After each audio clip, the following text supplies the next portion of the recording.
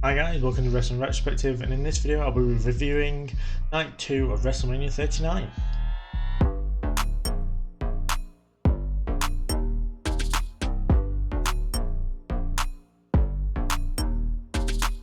So kicking off Night 2 of WrestleMania was Brock Lesnar defeating Omos. This match went exactly as I thought it would go. Omos being in control for the most part, obviously bear hugs weakened Lesnar and threw him around the ring a lot, but as soon as Brock got the reversal on him and took the upper hand, he hit his power moves, the German suplex, the F5, and would eventually get the win. And for me, I had written down my notes, Lesnar wrestling career coming to an end, question mark. But then we all saw Raw, and probably not, to be fair. It seems like he's entering a feud with Cody Rhodes, which makes sense. Rumour is that Cody's going to lose this feud, which I don't think makes any sense at all. It would make sense for it to kind of be a best of three, so Lesnar gets a win, Cody gets his wins back, and that will keep him busy probably till SummerSlam. We can maybe re-challenge for the title, but this is about Lesnar, and yeah, turning him heel I think is an interesting move, but it makes sense if you're going to go against Cody. The match itself, it went exactly as I thought it was. It wasn't bad, you know, it was two giants, powerhouses going at it for a few minutes. I enjoyed it for the most part. I enjoyed it for what it was. I think it was the right decision having Lesnar win. I think Omos needs a win at WrestleMania yet. Obviously, he lost last year to Bobby Lashley. I think that's quite right. I'm not sure how far Omos can actually go with his height and stuff like that. Obviously, he's very slow in the ring as well. I can't see him becoming a world champion at any point, but it's a good way to get Lesnar on the card. It makes him look very strong. And as I said, I enjoyed it for what it was. Next up, we had the Women's 4-Way Showcase Tag Team match, where Ronda Rousey and Shayna Baszler got the win over Shotzi, Natalya, Raquel Rodriguez, Liv Morgan, Sonya Deville, and Chelsea Green. For me, I thought this was a triple threat match won by a fourth team. Shayna was involved for a bit. Rousey wasn't once a legal competitor till the finish, and after a big spot on the outside, both of them just seemed to disappear. And it just seemed to be a triple threat match after that, which is very frustrating. It felt like major politicking from Ronda Rousey backstage to have her completely disappear from the match, probably sit on the floor, do fuck all, and then come into the match just to get the win. I understand it was a way to get Ronda Rousey on the card. I understand that she is a way to get casual fans in to watch the product, but this was a terrible decision, and it just makes me hate Ronda Rousey as a character in WWE even more. I hated her as it is, and it just infuriates me more that, you know, she wouldn't be involved in the match at all until she gets the win in the match. What made it worse was Shotzi also got submitted for the win, where I felt like Sonya Deville, Chelsea Green could have been that person, but no, it was Shotzi again getting absolutely fucked over. Yeah, it just really annoyed me overall. I was very frustrated with this one. I would probably say it was the lowest point of both nights. And the Miz stuff with Shane McMahon and Snoop Dogg and Pat McAfee, whatever, that stuff was awful. But this was just infuriating and just terrible overall. In my opinion, it should have just been a triple threat match. Have Shotzi, Natalya, Raquel and Liv, Deville and Green just go at it. Probably for a number one contenders for the Women's Tag Team Championships, but they had to get Ronda Rousey on the card somehow, and just having it doing this way is just annoying as fuck. I hate Ronda Rousey so much. Following that, we had Gunther defeating Sheamus and Drew McIntyre to retain the Intercontinental Championship. I thought this was a great match, if not one of the best matches of the weekend. For me, it was my match of the night for night 2. I thought it was really, really good, hard hitting throughout. They beat the living piss out of each other, and it was fantastic. The chops from all three were brutal. Sheamus's chest afterward looked like it had been to a butcher's shop. It was just great. I feel sorry for Sheamus, who didn't get his Grand Slam win and finally Intercontinental Championship win, but in my opinion, I think they're going to save it till Money in the Bank, and they're going to do it in the UK, so he gets a massive pop. Obviously he got a big reception at Clash at the Castle last year, and I think they're going to capitalise on that by having him win his Grand Slam at Money in the Bank, which I'm very much looking forward to. And yeah, I think the match itself was good. I was expecting maybe some more from Drew McIntyre as far as a heel turn goes, and I heard there were rumours about that happening as well, but it didn't. But I don't think it needed it really. I'm interested to see what happens on SmackDown this week as far as what happens next for Gunther, Sheamus and Drew. I'm wondering whether Drew and Sheamus have made up and they're going back to be a team with the Brawling Brutes, or whether they go their separate ways now. But either way, genuinely really enjoyed this one. And yeah, Gunther's a phenomenal Intercontinental Champion. I'm so glad that he's getting this kind of push. And then when he loses it, I think he's set for a main event push as well, which I'm very much looking forward to seeing as well. Up next, we have Bianca Belair defeat Asuka to retain the Raw Women's Championship. This could and probably should have been one of the matches of the night. It should have been fantastic. However, I found it very underwhelming. I thought that Bianca Belair absolutely dominated the match and Asuka barely got a look in. There wasn't a point in this match where Belair's championship reign was in any kind of jeopardy. Any submissions that Asuka put on, she was very quickly out of. As I said, there was never a point where it seemed like she was going to tap out or anything like that. It was literally out of it, powered out, or just managed to get herself out of it. And yeah, it took away from the match for me. I think, you know, Asuka was supposed to be like a force coming back as this killer clown character, and it just hasn't worked out at all. Asuka tweeted out after the match that she might go back to Japan, which wouldn't surprise me if she did. And we know that Sarai did that recently, and I'm sure somebody else did as well, but I can't. Kairi Sane, of course, did that as well. It wouldn't surprise me if she followed them suit back to Japan. As I said, it was very disappointing. I would have had Asuka win this one and kind of go on a dominant reign with the Raw Women's Championship. But for me, as I said in my predictions video, this gimmick, the character of Bianca Belair, is getting very stale. It needs something shaken up with it. I know that she had a confrontation with Rhea Ripley on Raw, but I'm really against putting the women's titles together as well. I feel like, if anything, we should be separating them more. I'm probably even having a draft afterwards. At some point, I'm really hoping for it. But yeah, I said the match itself was okay. I really wish I could have enjoyed it more. I watched it twice over just to be sure I wasn't letting the result affect my opinion of the match. But yeah, as I said, Bianca dominated for the most part and then got the win. There was, as I said, never a point where a title was in jeopardy, which is disappointing. But also, Bianca Belair now becomes 3-0 at WrestleMania, and she even mentioned in the press conference after the match that she sees it now as a streak. Whereas I disagree with that to a point. I feel like Undertaker didn't acknowledge his streak till 10-0. So, I don't know, it worries me for the future if she ends up keeping the title for another year and then someone else gets brought up who deserves it and she beats them. And what is really bad for WrestleMania is that Asuka is yet to win at WrestleMania. You know, at 34 she lost to Charlotte, 35 she lost in the Andre the Giant Memorial Battle Royal, 36 she lost a tag team title match with Kairi against Alexa and Nikki Cross. I don't think she was at 35. No, 35 she was in the Battle Royal. 36, I think. 30, I don't think she was. Oh no, 37 she lost to Rhea. And then she wasn't at last year's WrestleMania.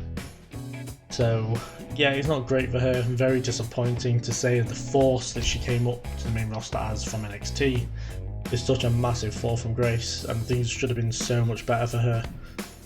But as I said, not really looking forward to see where Bianca what she does next, because I know it's just going to be the same old with her. And I worry very much for where Asuka's future lies. After that, we had another Miz and Snoop Dogg segment in the ring, where Snoop Dogg seemed to settle Miz for another impromptu match, which was against, and I can't believe this actually happened, Shane McMahon, which none of us were happy to see. I think there was a WWE Universe groan at that point as he came back, especially after the shithousery he caused at the Royal Rumble last year. But yeah, he came down to the ring and they were going to have a match until Shane did a leapfrog and tore a quad like a bomb. So then this impromptu match with Shane then got turned into an impromptu match with Snoop Dogg, which with 2 punches, Snoop Dogg won. This, like the Pat McAfee stuff on night 1, was dog shit. It didn't need to happen.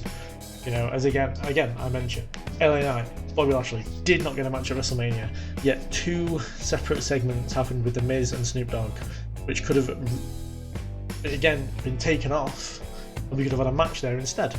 But no, of course not. And I feel very sorry for Bobby Lashley, who literally just came out with his Andre the Giant Memorial Battle Royal, did a pose, did a big smile, and then left. And he deserved so much more at WrestleMania, especially as he was in a marquee match 2 years ago for the WWE title. And it's such a fall from grace for him, and I do feel genuinely sorry for him. And yeah, Snoop Dogg is someone at WrestleMania, great. I couldn't care less, honestly. Didn't like these segments on both nights. It didn't need to happen, and it took they could have made time this time oh my god, they could have made the time that this took so much more valuable by giving it to somebody else, and they didn't, and it was a shame. Next we had Edge defeat Finn Balor inside Hell in a Cell. The match itself was really good, I did enjoy it. I did expect more in a way of brutality, but then with Edge throwing a ladder at Finn and him getting really badly cut, I understand why maybe it went a bit shorter than usual, or a bit shorter than it should have, or maybe say they had to stop the match at one point. And if anyone says that it's bollocks that they had to stop the match, look at the cut. They had to stop the match. It was genuinely unsafe for Balor to be wrestling with that cut open. I mean, he literally took stitches in the ring and carried on the match. So respect to Balor for that. But speaking of Balor, he has to retire this demon gimmick. Like, it was such a force in NXT, and I understand why it was such a big deal when he brings it out on the main roster. But 2 losses in a row, the absolute stupidness of the last time he lost against Roman Exchange Rules, and losing here as well, it's just not the force it once was. And I think you just get rid of it, really. In my opinion, it's not worth it. It's become more of a mockery of itself, and I just don't think it works anymore. I think for me the match, having the red and purple coloured weapons was unnecessary and so stupid. It didn't need this at all. Just let it be a brutal match between not a year long feud, what feels like a 3-year-long feud. But yeah, it just wasn't. It just didn't need it. It didn't need it at all. It made it seem less serious than it was. And again, Edge getting the win it wasn't good, to be fair. Balor needed the win more. Judgment Day, I very much worry for, as they never win on pay-per-view ever. You know, they're supposed to be this big threatening force on Raw, and they lose all the time. You know, 1/3 of them won at WrestleMania. I mean, the one who should have won did, but all the ones said that all 3 of them should have won, but the one they definitely 100% should have won did, luckily, Rhea Ripley. But I just don't get how they're supposed to be a force when all they do is lose. And it is definitely taking away from it. They're not a threat or anything like that. And I know it's not their fault, it's due to bad booking. But yeah, it just wasn't great. I've got a feeling now that Edge is winding down his career. And of course there was reports that with SummerSlam being in Canada, that might be where his retirement lies. Who he would have to retire him, I've got no idea. Probably have Randy do it, but then I don't want a 45-minute match at SummerSlam being just Randy and Edge.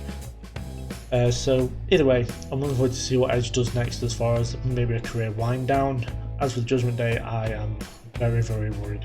Very worried about where they're going next, as it seems like they seem to be doing a match with Bad Bunny at Backlash, which makes sense with it being in Puerto Rico. But yeah, after that, I'm not sure what they do and where they go. And as I said, it worries me what happens next for them. And finally, in the main event of WrestleMania, Roman Reigns defeats Cody Rhodes to retain the undisputed WWE Universal Championship. I have a lot written here. But first of all, the match itself was very good and was deserving of the main event of WrestleMania, and it was a massive emotional rollercoaster.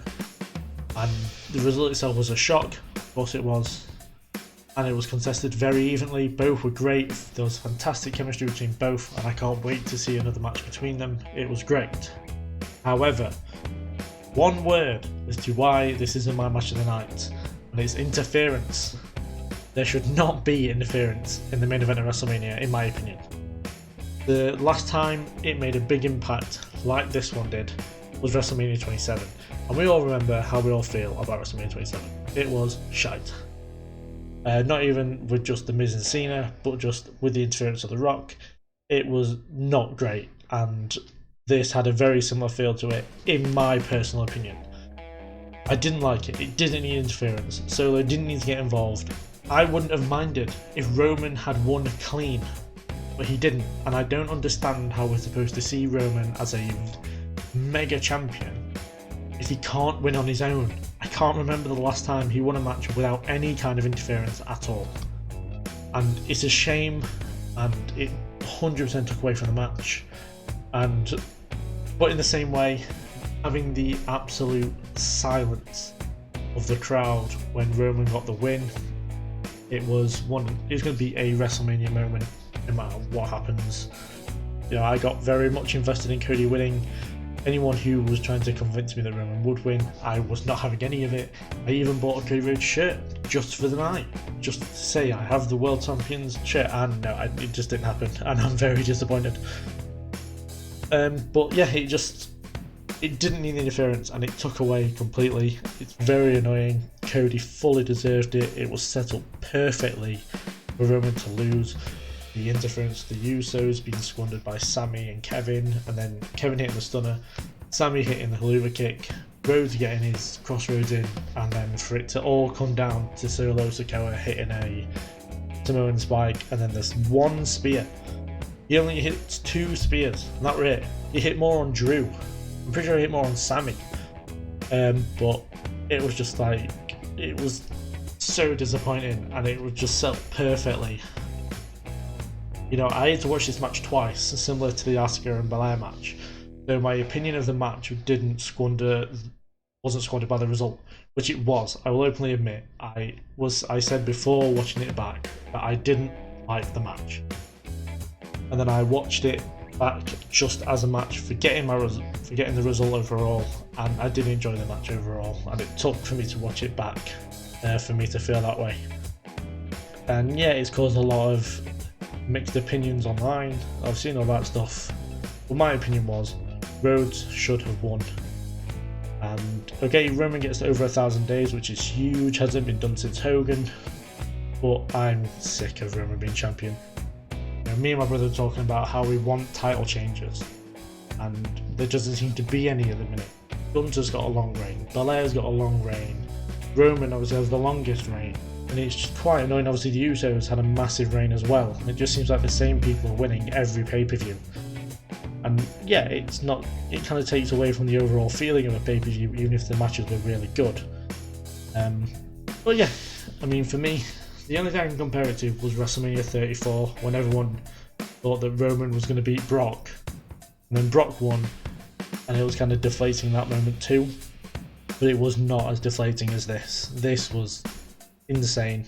You know, my brother even sat down after we were stood up the whole match. My brother had to take a seat after Roman took the win because he couldn't believe it. But yeah, I said, really good match overall. And the only thing that let it down was the interference. If Roman had done it on his own, completely clean, this had been my match of the night, and I would have respected the result a lot more. But it didn't need interference, and Roman needs to start winning on his own, because it's taken away from him being a viable champion if he can't defend on his own. So those are my thoughts and opinions on night 2 of WrestleMania 39. As you can see in the comment here, I got 7 out of 13 for predictions. Very, very poor compared to last year's WrestleMania, where I got the results here. Oh, what's down on the floor? Where I got 9 out of 13. So still not great, to be fair, but almost, like, not even half, which is disappointing. But a lot of results were very much shocking in my opinion, and I don't know, I expected to be very much right on this one, and I very much wasn't. Things didn't go the way I thought they were, especially with Cody and Asuka and John Cena.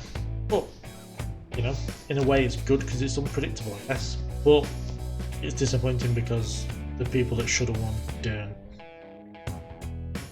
But yeah, I hope you guys all enjoyed WrestleMania. And we've got Backlash coming up in 4.5 weeks, 4 weeks, something like that. Which should be good in Puerto Rico. I don't think there's a pay-per-view in America till September, maybe.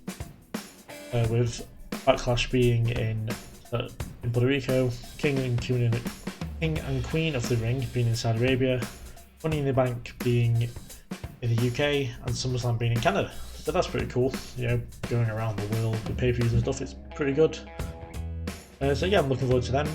My next video will be predictions for Backlash in a few weeks, and then obviously the review of that. And we have Double or Nothing coming up as well for AEW. For now, I'll ask you guys to like and subscribe, share the video, comment how you felt about WrestleMania, your favourite matches of night 2, all that good stuff. I'll see you guys in the next video.